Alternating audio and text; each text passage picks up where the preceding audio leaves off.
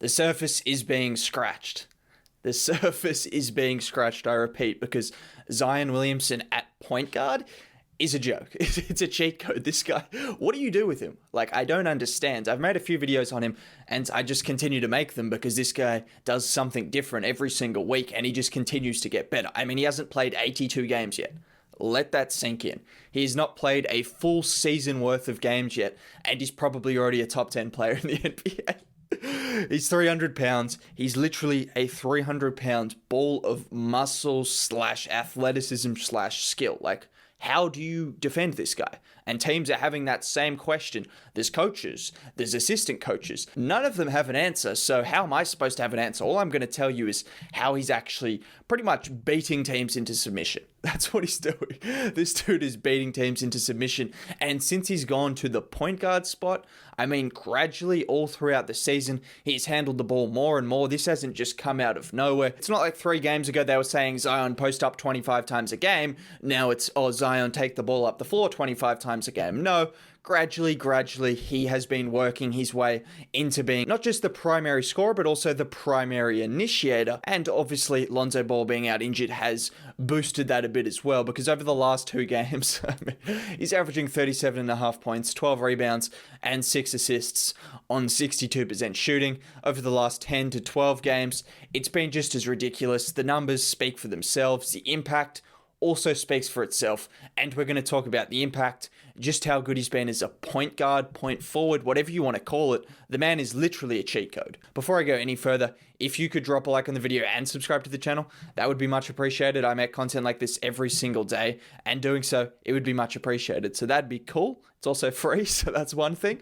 Now, like I said, this hasn't just been sprung onto Zion, but let's look at the usage rate and the increase in usage rates, and then the correlation to not just his numbers, but also the Pelicans' offense and their numbers, because it's interesting to say the least. As you see, he started off the season pretty slowly, which isn't a surprise considering he spent last year injured. This was only, his 30th game or so at the start of the season. He played 5 games to start the season, and it was a very cautious approach. And then every single month from there on out, his usage rate went up, his assists went up, his points went up, and his efficiency went up as well. Like, who does that? Whose efficiency goes up with their points and their usage rate and their assists? That doesn't normally happen, but that's what happened for Zion Williamson. And now we've got to April, where he's been pretty much the point guard 2 or 3 out of the 4 games he's played in this month. And, well, he's averaging the most points so far in any month of his career. He's averaging the most assists, the most rebounds as well. And his efficiency has still been elite as well. This is including a game against Brooklyn in which he went under 50% from the field. I know, it's crazy. He went under 50% from the field. But let's not just look at his numbers, let's look at what he's doing to the team with an increased usage rate. Because it's not just, Zion's putting up empty stats. When Zion's been putting up numbers, when he's been the initiator, the offense has been a lot better, to say the least. Like I mentioned, in December, wasn't doing too much, was working his way into it. The Pelicans had the 25th rated offense in the league at 102.6 offensive rating. You then move to January, more usage rate, more role. The Pelicans have the 9th rated offense in the league throughout January, nearly at 113. February is where things start to really heat up, and we see exactly what this guy can be, because his playmaking goes up in this month, his points go up, his usage rate, everything goes up, his efficiency is just unbelievable. It's all ridiculous, and the Pelicans boast the best offensive rating in the league throughout the month of February at 122.7, which is absurd. That's ridiculous. You then move to March, 6th rated offense in the league, again, elite. These are elite numbers led by Zion Williamson. As his usage rate goes up, the team's offense goes up. Apart from April so far, but Zion has missed 3 out of 7 games in April.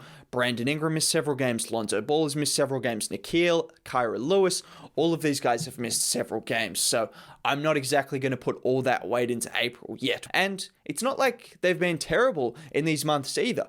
In the games Zion has played, which he's only missed a few recently, like I said, they've been 15-15 over the last 3 months, which isn't great, but it's solid for a Pelicans team that, let's be realistic, they're not a very good team outside of Zion, Brandon Ingram, and Lonzo Ball, which you think, that's good enough to be a solid team, isn't it? Well, there's a few other pieces that hold them back. But how has Zion actually been able to change the Pelicans offense? And how has he gone from someone who's just been posting up and scoring in the paint to now being a playmaker, a creator, an offensive juggernaut? Because that's exactly what he is. Well, for starters, the offense is going to take a hit when you're getting 30 points a night from someone who shoots at 90% from the field pretty much every night. It's ridiculous. So that's going to help your offense and make you one of the better offenses in the league. But also, more to the point, when Zion has the ball in his hands, one of two things happen.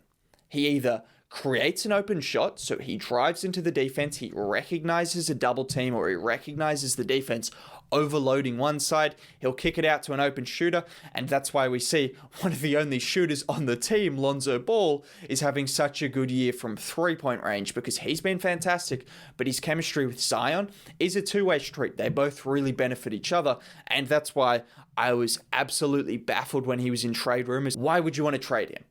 Pay the man money. He plays defense, he can play make, he can shoot, he can create for others. Just pay the man money, and he fits well with Zion Williamson, and they've got good chemistry, and they seem like friends. Like, what else do you need to see? Anyways, I'm getting on a Lonzo Ball rant, but you get the point. Pelicans fans would understand it. Zion fans, Lonzo Ball fans, it doesn't matter who you're a fan of. You could be a fan of the Beijing Sharks. If you see that Lonzo Ball is a great fit, you recognize that. I recognize that. Apparently David Griffin didn't, but he's still on the team. Hopefully he re-signs because he's a perfect fit, and that has helped Zion. And, well, getting back to the point, he either creates a shot for someone else or he scores.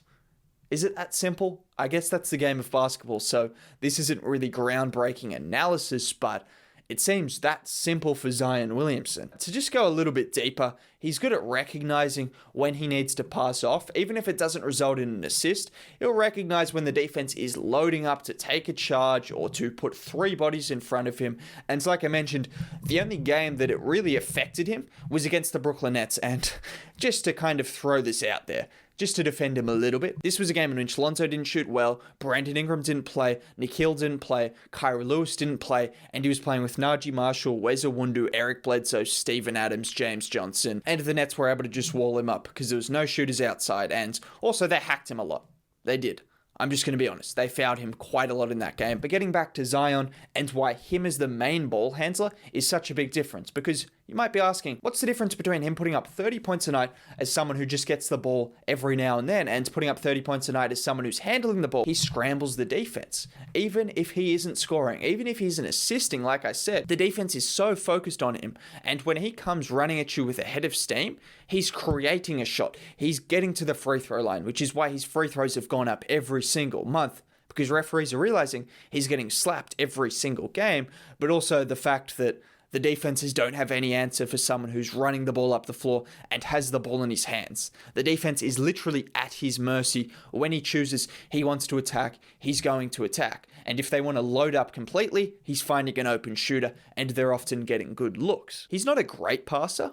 I'm not going to say that. But what he is someone who's improving every month. He went from someone who was making good reads pretty much all season long. Earlier in the season, he was still making good reads, but they were pretty basic reads. They were out of double teams. They were when he was posting up. They were just finding open shooters. Now all of a sudden, he's driving to the defense. He's looking to pass sometimes when he recognizes there's the defense collapsing on him. He'll pass out. He's throwing lobs to Jackson Hayes, which is another really good thing to have in his repertoire because the centers so frequently push up onto him whenever he has the ball, and whenever there's a little bit of a mishap, there's two players right at his feet. So if he can just lob it over the top to Jackson Hayes, even if it doesn't go up for a dunk, it's often an easy layup, and we've seen that quite a few times recently. So he's making those kind of reads. He's just making better reads as the season goes on, and the assist numbers would suggest that is exactly the case. But there's obviously the question, will this hold up in the playoffs? Will he be a guy that you can have the ball in his hands late down the game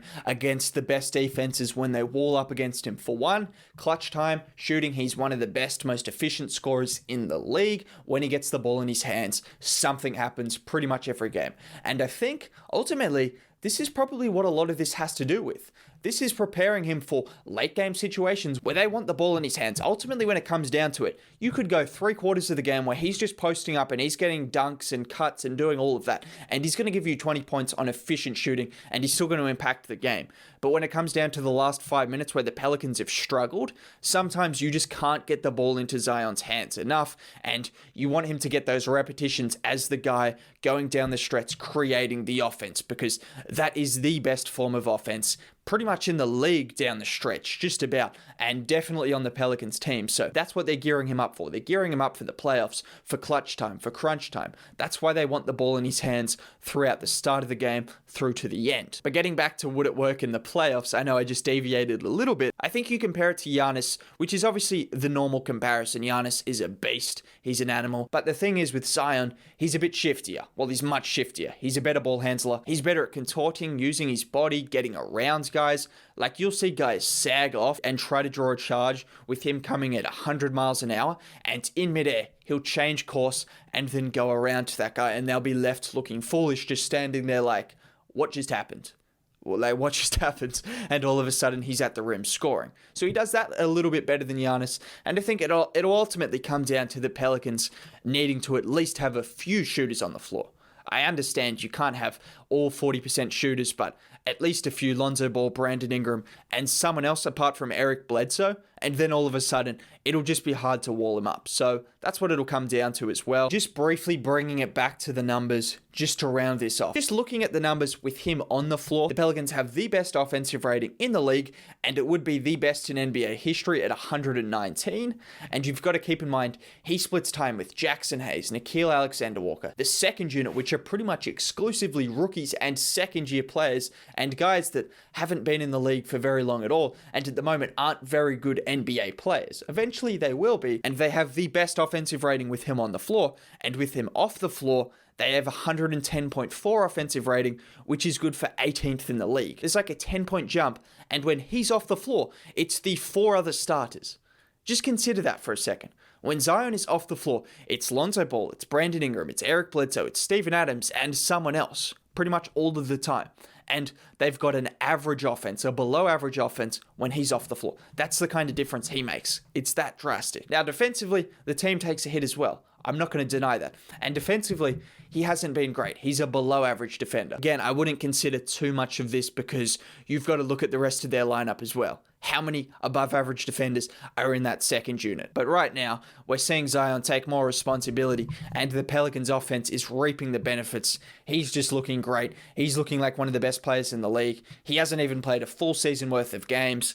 I don't know what else to say about this guy. I've made a video every other week, but it's because he's doing something literally historic every other week, tying Shaquille O'Neal's record, averaging 38 points over a 2-game stretch, doing everything that's just ridiculous. I'm out of words. I'm out of time. Have a good day. If you enjoyed the video, like it, subscribe to the channel. I'll catch you later. Bye.